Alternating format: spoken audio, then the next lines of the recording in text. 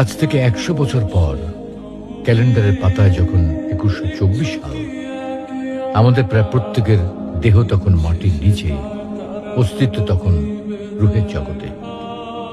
ইতিমধ্যে ফেলে যাওয়া আমাদের সেই সুন্দর বাড়িটা হয়তো পরবর্তী প্রজন্ম ভোগ করছে। পছন্দের কাপড়গুলো ব্যাকডেটেড হয়ে গেছে। শখের গাড়িটা হয়তো অন্য কেউ চালাচ্ছে, আর আমায় খুব কম জনের স্মরণে রেখেছে, হয়তো কেউ ভাবেও না। হাতে তাদের সময় নেই, যাদের জন্য এত কিছু করতে করতে নিজের জীবনটাই শেষ করে দিয়েছিলাম। আচ্ছা, বাস্তবতার এই জীবনে আপনি আপনার দাদার দাদাকে কতবার স্মরণ করেন? আপনার দাদির কথা আপনি কখনো কি আপনার মনে পড়ে? পৃথিবীর বুকে আজকে এই বেঁচে থাকা, এত হইচই, এত মায়া কান্না এভাবেই চলছে।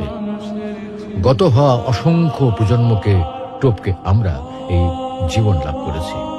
তেমনিভাবে আগামীতে অসংখ্য প্রজন্মের ভিড়ে হারিয়ে যাবে আমাদের এই জীবন। কিন্তু খুব কম লোকই সময় পায় ফেলে যাওয়া জীবনটা একটু ফিরে দেখার।